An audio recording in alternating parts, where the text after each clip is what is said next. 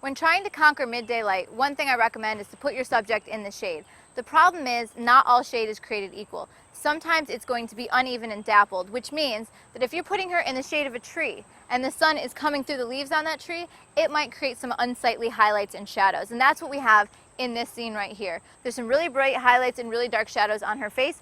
We have to find a way and a solution to even that out and make it more flattering. And so you have a couple different options. Let me grab a shot of what this looks like first. Perfect.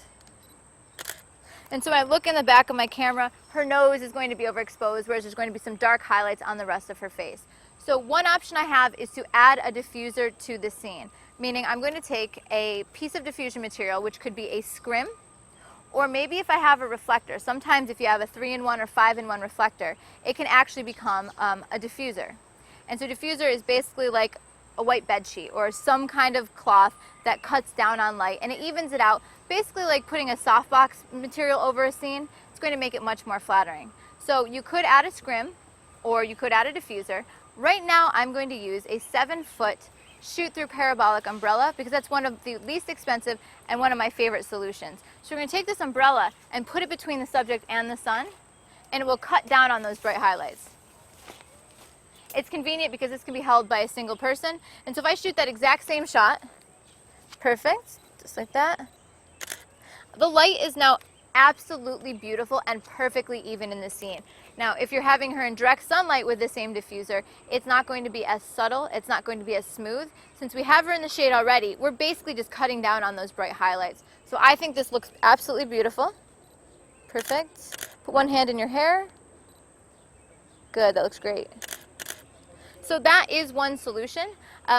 Looking right here, I don't need any fill light. I don't need any reflectors in this scene, particularly because what we've talked about is I have a nice natural reflector in the sidewalk, which is kicking light back into her face. If I wanted to, I could take a little bit of a silver reflector to add a little bit more catch light to her eye. So if you see right there, I've kicked in just a bit of light, just a tiny bit right there. And so now there's going to be more contrast to her face. Ready, 1, 2, 3. And so you'll see a bright catch light in her eye that wasn't in the previous shot where I just had the diffused light. So that is one solution for dealing with dappled light. Another solution, I'm going to have you close that umbrella. Another solution is just to block off that overhead light altogether so that those bright highlights coming to the trees, I can just take a piece of foam core, come this way, perfect, and I can just block off those bright highlights. Now what's really nice is that if you're in direct sunlight and you put that foam core over her head, if the background's in bright sunlight, she's going to be in shade and those highlights in the background will be overexposed and really unflattering. Here though, because we blocked off the highlights and we're just shooting back into shade, it's nice and dark and subtle and it'll be flattering. So if I shoot here, perfect. I'm just shooting her face right now. And then Tiffany, remove that. Great. It is a drastic difference. So it depends on the tools that you have available to you.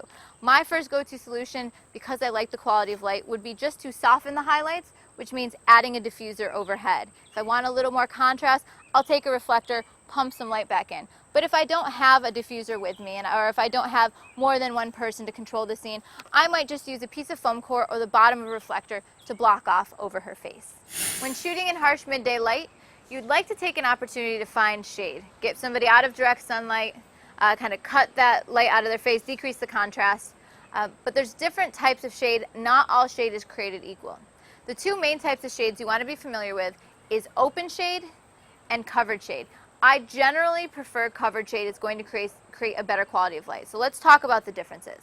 Open shade is when you are in shade, but you look up and there's nothing above your head or above the subject's head. So that might mean that they're in the shade of a building. So the building is casting shadow and they're standing there, but the building isn't overhead. Or maybe it's a shade cast by the tree, but the tree isn't right above their head. It's just in the shade. That light, however, suffers from one major problem.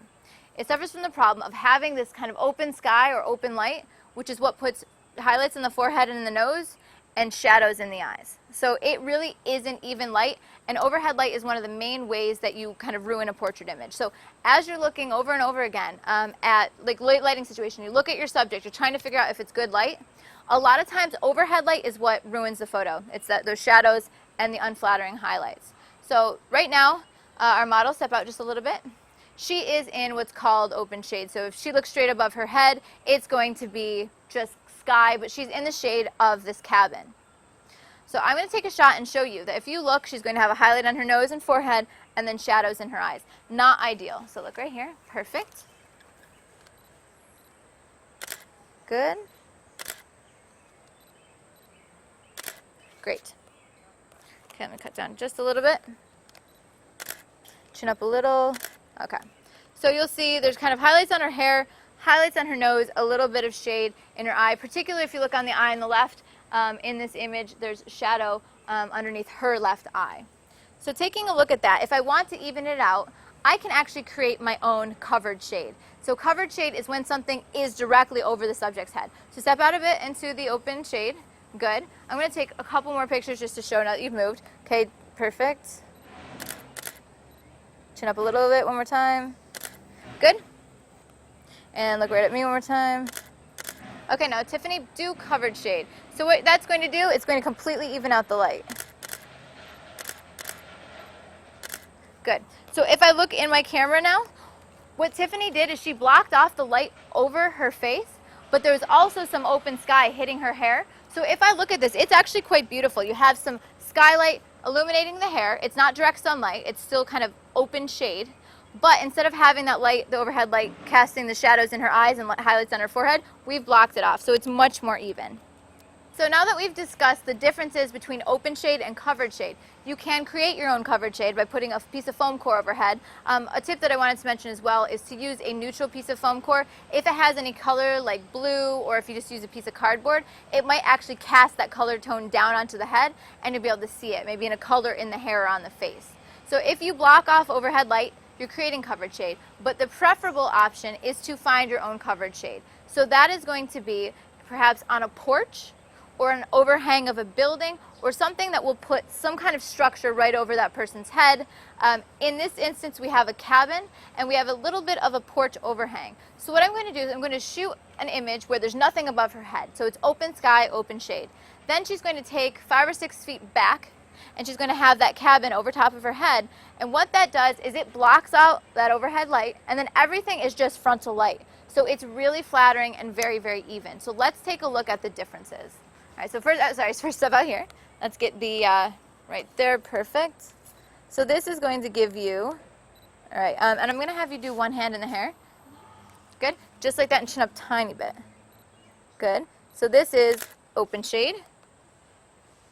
Perfect, let me do one more of those. Chin up a little bit for me, a little bit more. Good. Let me do a vertical of that as well.